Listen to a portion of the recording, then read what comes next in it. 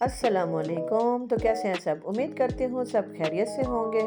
मैंने लंच के लिए आलू का मटेरियल बना के रखा, लेकिन इसमें प्याज ऐड नहीं किए, क्योंकि प्याज अगर रात को ऐड करके उसको मटेरियल में रख दें तो वो पानी छोड़ जाते हैं, और पानी छोड़ते हैं तो उसका टेस्ट कड़वा सा आता है।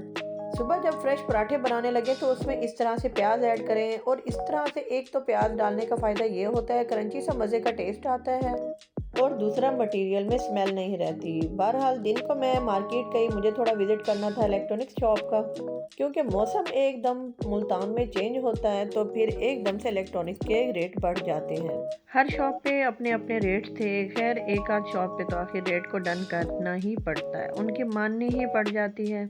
रंगारंग वीडियोस चल रही थी, और एक तो वीडियो पे इतना बड़ा स्नेक देखा कि ऐसा लगता था जैसे अभी ये बाहर ही आ जाएगा। यहाँ से एक दो चीज़ें खरीदनी थी, वो खरीद कर मैं घर के लिए वापस आ ही रही थी कि मेरे माइंड में आया क्यों ना थोड़ी और भी छोटी मोटी चीज़ें ले लूँ। यहाँ मैं जब चिकन लेने के लिए रुकी तो यहाँ पे मैंने चिकन का साइज, वो साइज देखा जो मिस्टर बीन की वीडियो में देखा करते थे बचपन में। मैंने आज गेट टुगेदर एक छोटी सी बर्थडे पे जाना था, उसके जाने से पहले मैंने सोचा थोड़ी सी सब्जी ही बना लूँ। गरम ऑयल में मैंने आलू, शिमला, गाजर, लाल मसाला, नमक, हल्दी और सूखी धनिया डालकर इसको मैंने भुनाई करके लास्ट में इसके ऊपर सब्ज़ धनिया और कटी हुई सब्ज़ मिर्चें डालकर फाइनल किया। उसके बाद हम मार्केट गए। मार्केट से गुजर रहे थे तो हमारा मूड समोसे खाने को हुआ। समोसे के साथ-साथ हमें कचौरी भी नज़र आ गई। हमने सोचा चलें कचौरी ही टेस्ट कर लेते हैं। उसके बाद मैंने अपने लिए एक कागज़ी समोसा और एक आलू वाला समोसा लिया, और साथ ही इसकी एक कचौरी ली। ये जल्दी-जल्दी खाए और हम जल्दी-जल्दी फिर बर्थडे पार्टी पे पहुँचे।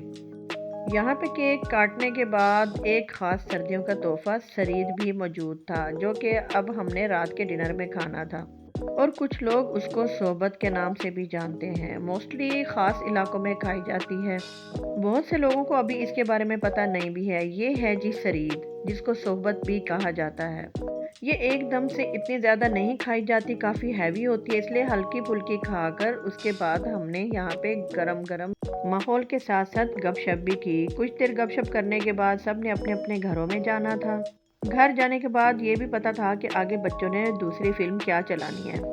खैर रास्ते में जाते-जाते हमें एक बार फिर गोलगप्पे नज़र आए। ये गोलगप्पे हमें मीठे तो नहीं मिले, लेकिन ये नमकीन गोलगप्पे होते हैं दही खटाई वाले।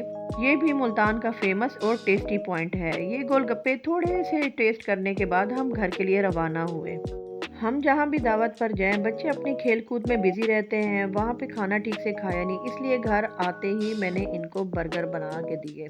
बर्गर की चीज़ मेल्ट करने के लिए 2 किस्म के हमारे पास लाइटर थे। हमने सोचा चले तजर्बा करते हैं कि इसके साथ चीज़ ठीक से मेल्ट होती है कि नहीं। इस लाइटर में फ्लेम ऐसे तो बहुत अच्छी लग रही थी, लेकिन चीज़ को मेल्ट करने के लिए नाकाम रही। एक और लाइटर मेरे पास बिल्कुल पैक्ड था, जो कि मैंने ऑनलाइन ऑर्डर किया था, लेकिन चेक नहीं किया था, टाइम बिल्कुल नहीं मिला था इसको चेक करने का। हमने सोचा क्यों ना ये टाइम बिल्कुल ठीक है इसको चेक करने के लिए। जल्दी-जल्दी में कैंची नहीं मिली, इसलिए उसके साथ फाइट कर के इसको खोला। ये इसका स्टैंड है, और इसका भी फ्लेम मुझे अच्छा ही लग रहा था, लेकिन ये भी चीज़ को मेल्ट करने में नाकाम रहा। बर्गर्स के लिए मैंने साथ ही इसकी मायोनीज़ रेडी की। नमक और कुटा हुआ मसाला डालकर इसको अच्छे से मिक्स किया। मिक्स करने के बाद मैंने होममेड टेस्टी चिकन पैटी भी मैंने रेडी किए। किचन में जब काम करो तो बच्चे तंग करने ज़रूर आते हैं, और बच्चों को तंग करते-करते एक बेचारा पैटी भी ज़ख्मी हो गया था। हल्का सा इसमें व्हाइट पेपर डालकर इसको मज़ीद मिक्स किया। इसको मिक्स करने के बाद इसकी टॉपिंग की। होममेड सॉस भी मेरे पास रेडी थी। इसके बाद मैंने इसको इतनी अच्छी क्वांटिटी में सब बर्गर्स पर लगाया कि इसका ड्राई टेस्ट ना आए। अगर इसके ऊपर ज़रा सा भी आप टॉपिंग में थोड़ी कंजूसी करते हैं तो फिर बर्गर्स का टेस्ट जो है ना, बहुत ही ड्राई हो जाता है। चिकन पैटी के ऊपर अच्छे से लगाने के बाद दूसरी ब्रेड पर भी टॉपिंग लाजमी किया करें।